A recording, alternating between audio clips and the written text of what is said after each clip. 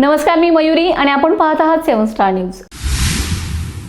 आज जिल्हा परिषद आणि पंचायत समिती निवडणुकीचा उमेदवारी अर्ज भरण्याचा शेवटचा दिवस आहे। भारतीय जनता पार्टी राज्याचे लोकप्रिय मुख्यमंत्री माननीय देवाभाऊ, प्रदेशाचे अध्यक्ष माननीय रवींद्र चव्हाण साहेब, निवडणूक प्रमुख माननीय बावनकुळे साहेब आणि जिल्ह्याचे पालकमंत्री चंद्रकांत दादा यांच्या पाठबळावरती खानापूर विधानसभा मतदारसंघाचे भाजपाचे नेते माननीय वैभवदादा पाटील, माननीय सदाभाऊ पाटील यांच्या नेतृत्वामध्ये खानापूर तालुक्यामध्ये भारतीय जनता पार्टी 4 जिल्हा परिषद गट आणि 8 पंचायत समिती गणावरती कमळ चिन्हावरती निवडणूक लढवते। आज सर्व गट आणि गणातून भारतीय जनता पार्टीचे उमेदवारांनी उमेदवारी अर्ज दाखल केलेला आहे। खानापूर तालुक्यातील मायबाप जनतेला नम्र विनंती आहे, आव्हान आहे,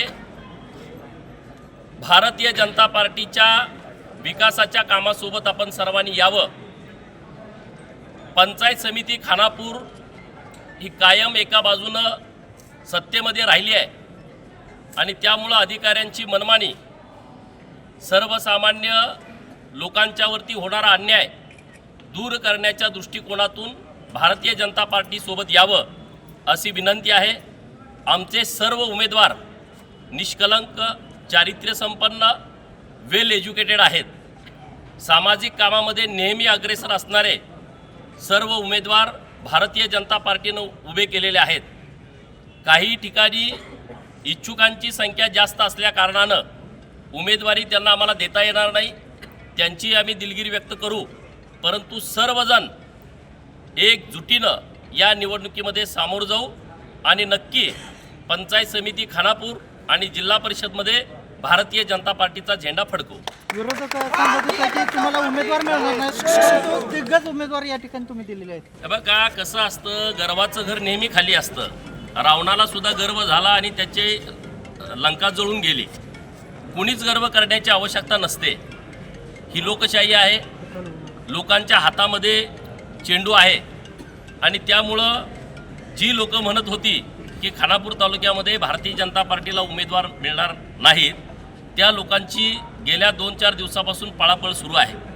आमच्याकडे उमेदवार इतक्या ताकदीचे मिळालेले आहेत आणि अगदी लोकांच्यामध्ये नेहमी सातत्यानं ज्यांचा खूप मोठा दांडगा जनसंपर्क आहे अशी लोक आहेत, दानशूर लोक आहेत, सामाजिक काम, वैयक्तिक खिशातले पैसे खर्च करून करणारी लोक भारतीय जनता पार्टीवर उमेदवार म्हणून लाभलेले आहेत। आम्ही नम्रपणे लोकांच्यामध्ये जाऊ, लोकांना विनंती करू, लोकांच्या समोर हात जोडू, त्यांचं पाय धरू आणि त्यांनी भारतीय जनता पार्टीसोबत यावं।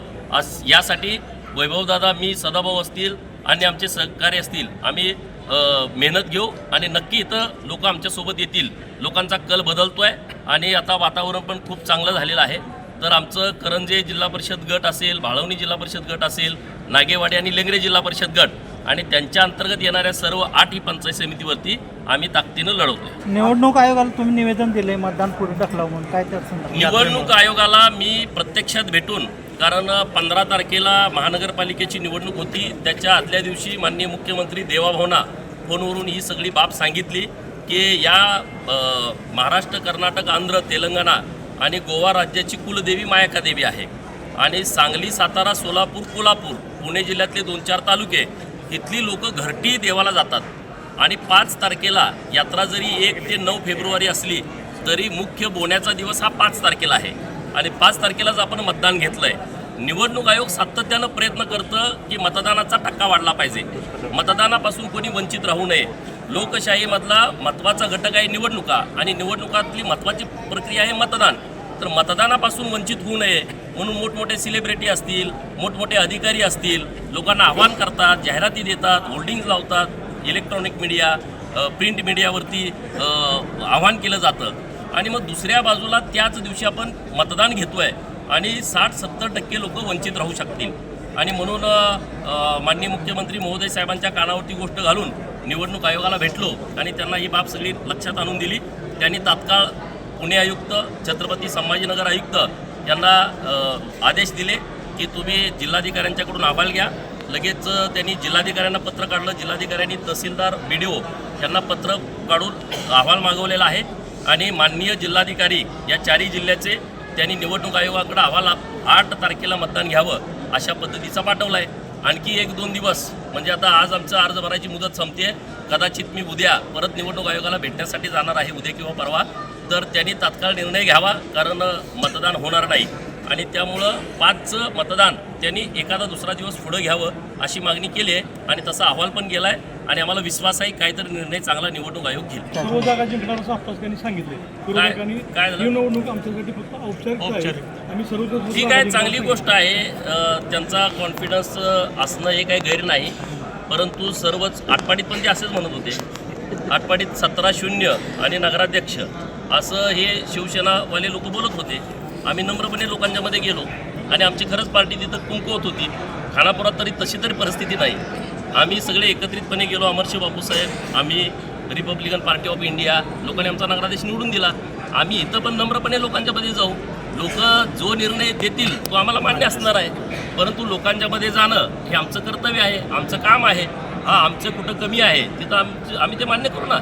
आम्ही काही गटामध्ये कमी आहे तर आम्ही ते वाढण्यासाठी प्रयत्न करतोय, पण आम्हाला कुठला ओव्हर कॉन्फिडन्स नाही आणि आम्ही खचून जाणारे पण कार्यकर्ते नाही. आम्ही लोकांना आवाहन करून आम्ही पुढं जाऊ आणि नक्की यामध्ये आम्ही यशस्वी होऊ. विरोधकांना वाटते तशी परिस्थिती होणार नाही. त्यांनी त्यांच्या पद्धतीनं काम करावं, आम्ही आमच्या पद्धतीने काम करू. तुम्ही जतमध्ये पण प्रचंड ताकदीने उतरला आहे, आटपाडी तालुक्यात उतरला आहे, तर खानापूर तालुक्यामध्ये गोपीचंद पडळकर साहेबांच्या तोफा धडाडणार का? हे बघा, मी आता आलोय कशासाठी? आम्हाला जिथं जिथं आमचे भाजपाचे कार्यकर्ते उभे आहेत तिथं जावं लागतंय. कार्यकर्त्यांची निवडणूक आहे. आमच्या निवडणुकीला कार्यकर्ते जीवाचं रान करतात. आता कार्यकर्त्यांना नेता करायची निवडणूक आहे. जिथं जिथं जाणं शक्य आहे तिथं तिथं आम्ही जाणार, कार्यकर्त्यांना पाठबळ देणार. भारतीय जनता पार्टीची ताकद ही कार्यकर्त्यांच्या पाठीमागं वैभवदादांनी मी उभा करणार. आमचं ते कामच आहे आणि आम्ही ते करू. आत्ताच आमचे नेते आदरणीय गोपीचंद पडळकर साहेबांनी आपल्याला सगळ्या गोष्टी विस्तृतपणे सांगितलेल्या आहेत. मी तर साहेबांच्या बोललेल्याला फक्त अनुभव देण्याच्या निमित्तानं आज तुमच्यासमोर बोलतो. आणि एकदा फॉर्म सगळे गेले आणि व्यवस्थित एबी फॉर्म्स वगैरे सगळे झाल्यानंतर एक विस्तृतपणे या सर्व निवडणुकीच्या संदर्भात आमची भूमिका काय आहे आणि कशा पद्धतीनं आमचे सर्व उमेदवार लोकांच्या समोर जाणार आहे, आमची भूमिका काय असणार आहे, की ज्या भारतीय जनता पार्टीनं या मतदारसंघात किंबहुना सांगली जिल्ह्यात म्हणजे मी महाराष्ट्रात अगदी विकासाची गंगा वाहिली या हिशोबाने सगळी कामं केलेलं आहेत. प्रचंड मोठं काम या निमित्तानं उभं राहिलेलं आहे. ती कामं घेऊन प्रामाणिकपणे सर्व उमेदवारांना अगदी सक्षमपणे सर्व प्रकारे ताकद देऊन आम्ही त्यांना लोकांच्या समोर नेणार आहोत. आणि मला खात्री आहे आता शेठनी सांगितलं त्या पद्धतीनं जनतेत जाणं काम आमचं आहे, जनतेला आमची भूमिका पटवून द्यायचं काम आमचं आहे. मला खात्री आहे की जे विरोधकांना वाटतंय त्याच्यापेक्षा वेगळा 100% निकाल लागेल ही मला आत्मविश्वास आहे आणि त्या हिशोबाने आम्ही सगळेजण कामाला लागलो आहोत.